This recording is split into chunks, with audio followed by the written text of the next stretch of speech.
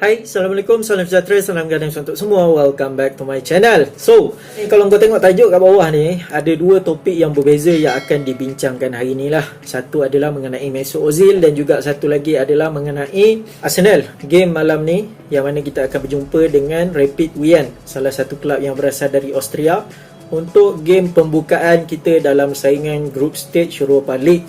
Jadi berbalik kepada isu Ozil, aku rasa ramai yang dah tahu, ramai yang dah aware benda ni, sebab berita dia dah 2 hari yang lepas dilepaskan oleh media. Mesut Ozil adalah salah seorang pemain yang tidak didaftarkan, tidak disenaraikan oleh Arsenal untuk saingan EPL. So maksudnya dia tak akan main dalam game Liga season ni lah, sebab dia tak didaftarkan oleh Arsenal. Sama juga macam Sokratis pun tak didaftarkan. Tapi Sokratis tu kita faham lah, sebab terang-terang kan Arteta memang tak nak Sokratis, sebab option kita kat bahagian centre back tu memang dah ramai lah. Kita ada Gabriel, kita ada Pablo Mari lagi, kita ada Mustafi, Chambers, Holding, David Luiz. So ramai, banyak option. So kita tahu Sokratis memang kita tak perlukan, adalah satu bebanan lah kan.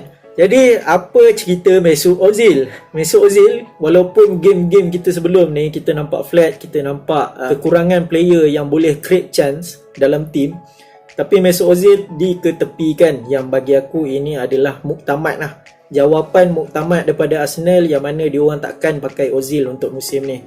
Satu statement yang kuat lah bagi aku kan, untuk Arsenal release kepada penyokong-penyokong macam kita ni, yang diorang takkan pakai Ozil, walaupun aku rasa banyak penyokong yang berharap Ozil akan return dalam tim lah.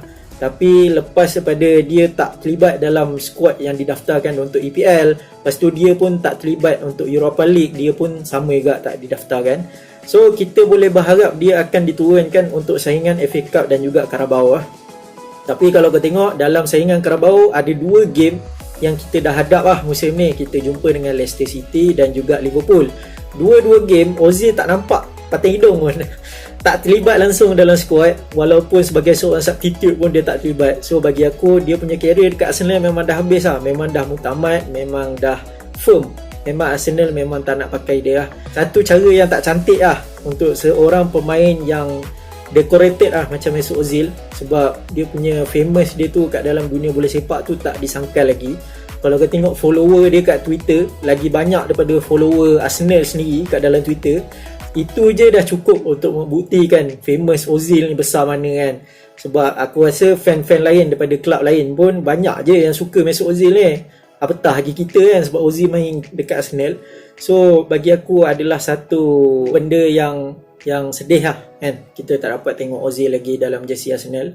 Aku tak rasa ini adalah decision yang dibuat oleh Arteta. Aku lebih merasakan ini adalah decision yang dibuat oleh pihak atasan lah. Sebab lepas apa yang Ozil dah buat dekat kelab, dia komen pasal China, lepas tu dia tak nak ambil pay cut. So banyak isu Ozil ni dengan pihak atasan Arsenal. So bagi aku, Arteta tak terlibat pun, bagi akulah kan, Arteta tak terlibat pun dalam isu Ozil ni. Keputusan ni dibuat hanya semata-mata sebab duit lah bagi aku, sebab dia nak save duit. Kalau kau tak tengok video lagi pasal Ozil ni, kau boleh tekan kat link kat atas ni yang aku tunjuk ni. So the end of Ozil lah kat Arsenal kan. Bagi aku bukan satu cara yang cantik lah untuk kita menghargai salah seorang pemain yang terbaik bagi aku dalam sejarah Arsenal tu sendiri, sebab banyak sumbangan dia kan. Masa mula-mula kita sign dia, deadline day 2013 tu, aku ingat lagi masa tu memang excited gila, sebab kita tak sangka yang kita boleh sign seorang player yang bernama besar macam Mesut Ozil daripada Real Madrid. So benda tu memang jarang-jarang berlaku, seorang pemain Real Madrid datang ke Arsenal kan. Lepas tu dapat pemain yang besar macam Mesut Ozil ni. Kau tahu nama dia besar kan kat dalam dunia bola sepak ni. So dalam musim pertama dia berjaya bawa kita menang FA Cup 2014. Kita menang lawan Hull 3-2 kat final.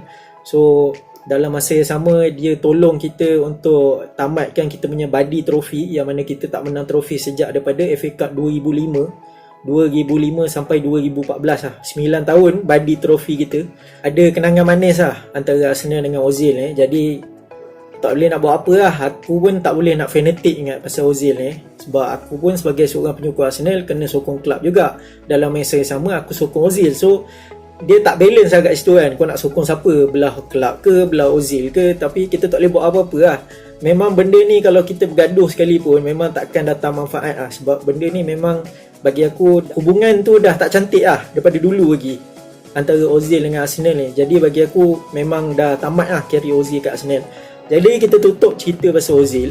So kita cerita pula pasal game kita malam ni, yang mana kita akan jumpa dengan Rapid Wien, satu klub yang berasal dari Austria, untuk saingan Europa League kita. So bagi aku untuk first game ni, lagi-lagi kalau kita jumpa klub yang berstatus macam Rapid Wien ni, jangan salah faham, aku tak pandang rendah kat diorang, tapi selalunya macam tu lah. Sebagai satu klub yang orang kata besar dalam dunia bola sepak ni, mesti akan ada banyak rotation lah. Kita akan bagi peluang dekat pemain muda untuk buktikan diorang punya ability kat dalam team, macam Reiss Nelson, macam Joe Willock, macam Emil Smith Rowe. Emil Smith Rowe ni aku nak tengok agak dia main, sebab dah lama sangat aku tak tengok. Last season dia keluar loan, so aku nak tengok apa improvement yang dah dibuat Smith Rowe ni. Dan juga aku nak tengok Eddie Nketiah lepas apa yang dia dah buat untuk England Under 21, yang mana dia pecah rekod. So aku nak tengok kan, dia score goal, dia keep on scoring goal. Sebab after Lacazette, aku rasa dia akan jadi main striker untuk Arsenal lah. Aku tak nampak Arsenal akan beli striker baru. Walaupun Arsenal beli striker baru pun, aku rasa dia akan beli backup kepada Eddie Nketiah lah.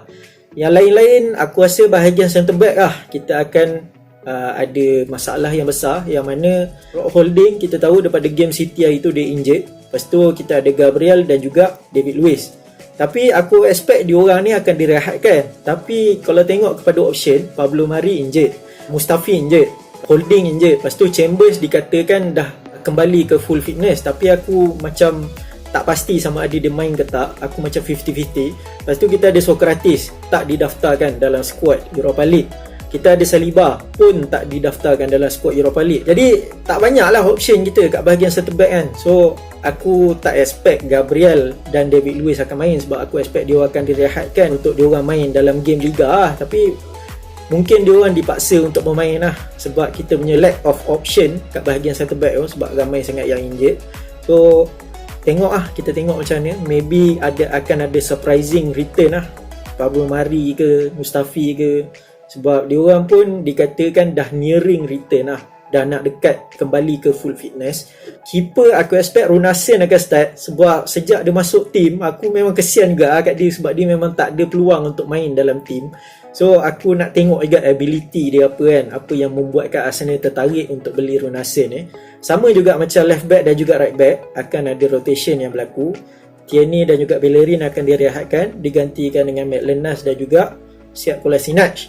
Di bahagian tengah midfield, yes, aku nak tengok full debut Thomas Partey start game daripada awal. Tapi aku expect Xhaka dan juga Ceballos akan direhatkan, berganding dengan El Neni dan juga Willock. Bagi aku memang tak ada option lain lah, memang Thomas Partey, El Neni dan juga Willock.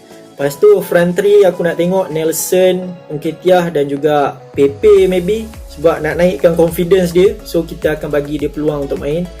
Itu adalah first 11 aku bagi aku untuk formation 4-3-3. So prediction aku untuk game malam ni, aku expect Arsenal menang 2-0 lah. Tak payah besar-besar, aku expect menang. Janji menang lah, sebab game pertama ni adalah game pembukaan kan. Penting untuk momentum team tu, kita start saingan Europa League ni dalam mood kemenangan. So itu amat penting. Jadi tak kisah scoreline berapa pun, tapi aku expect 2-0 menang. Tapi kalau Arsenal menang lebih pun lebih bagus lah. Lebih bagus untuk confidence pemain tu sendiri lah, supaya fight untuk 4 dalam kesebelasan utama tu kan. So bagi aku expect Arsenal menang lah malam ni. Aku tak expect seri, aku tak expect kalah. Kalau seri pun aku rasa adalah satu result yang mengejutkan lah bagi aku untuk game malam ni, sebab kita lawan Rapid Wien. So kalau kau tanya juri-juri kat luar pun, dia orang akan expect Arsenal untuk menang lah. Dari segi status kelab tu sendiri kan, ramai yang akan expect Arsenal menang. So aku rasa sampai sini je lah. Dan kepada siapa yang belum subscribe, aku akan boleh subscribe. Dan jangan lupa tekan butang lonceng di sebelah butang subscribe tu, supaya korang takkan miss video aku lagi. Dan akhir kata dari aku Zul sign off.